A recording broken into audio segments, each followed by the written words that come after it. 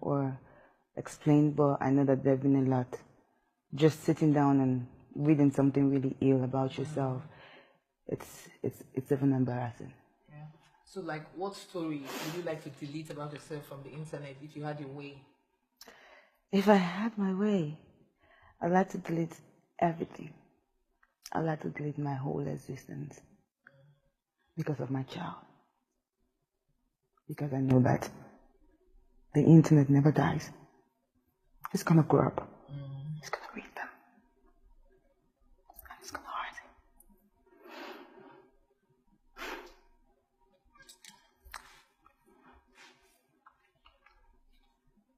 Tell us, I mean, everybody can be in your world though, so tell us something about you that people don't really know. Like, tell us a secret that people don't know about you. Like your person who's Tonto Dike. But I think that people don't know that I am born again. I have been born again for a long time. I did backslide at some point, but I found my way back to God, and it's been amazing. It's been so wonderful. I think that's what people don't know. What church do you attend? I attend Mountain of Fire, but I do have 2 other pastors from 2 great churches that pray with me always. But I attend Mountain of Fire. Wow. So what do you miss most as a person? Well, it's very hard for me to be away from my child. This is the second time, right? Second time I've been away from him. The first time was when I went to Worry. It's very hard to stay away from him. It's really very hard because he's very clingy. And that's why I have this picture of me everywhere I go. Oh yeah, can I see it? Oh, that's so cute. Yeah. What's the biggest life lesson? Because we learn every day there's something that happens to you that, when you're about to make the same mistake again, you're like, oh, this has happened before. Let me take it. Let me be careful. What has been your biggest life lesson? My biggest life lesson has to do with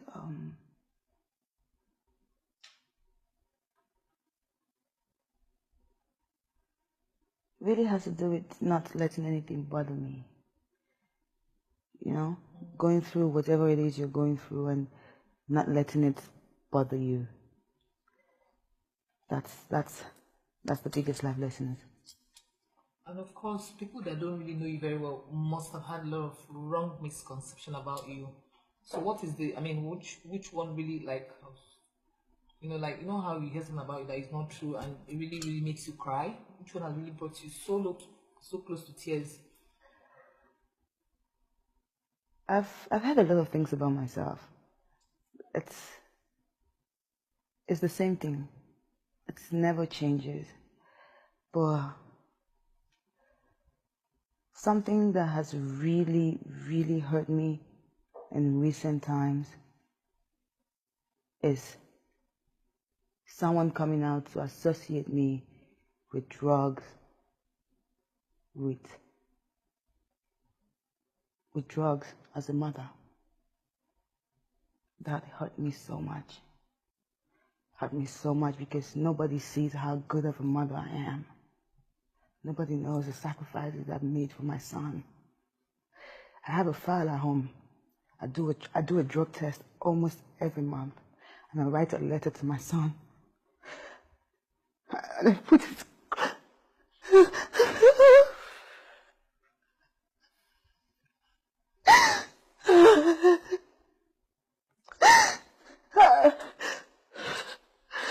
I write a letter to my son every month on his birthday.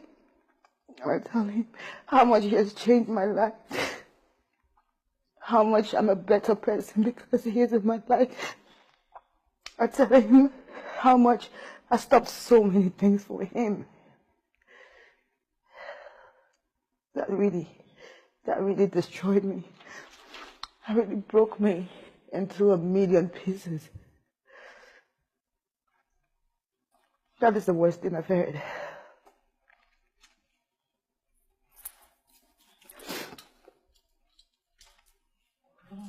Well, recently I actually followed your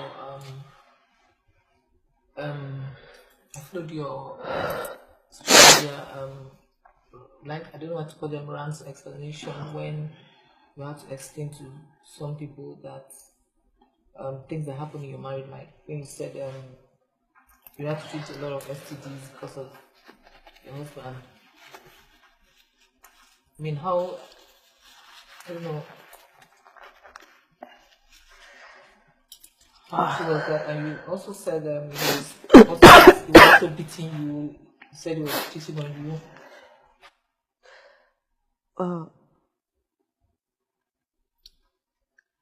First of all, I'd like to say that this interview is not to discredit my husband, or rather my ex-husband in any way.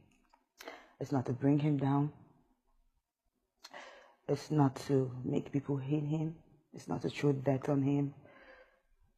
If it's anything I'm doing this for, it's so that he can be a better man. And like I said, so that somebody somewhere would be able to learn from this, from what I'm going through. And with that note, there are some things I would not like to re-discuss. I did post something about it yesterday. I am not taking back my words because it is not a lie. But I would not promote it. I would not go ahead and embarrass my husband in that manner, even if I have. I would like that to just end. The domestic violence, it's real. It's real. How I live to suffer it and go through it over and over again, I do not understand. But a lot of people have blamed me. A lot of people have said a lot of things. I have read a lot of things. I stayed back in my marriage, not because of my child, because I believe that you cannot be abused, or you cannot leave a child in the environment where there is abuse and you claim that you're doing it for your child. No.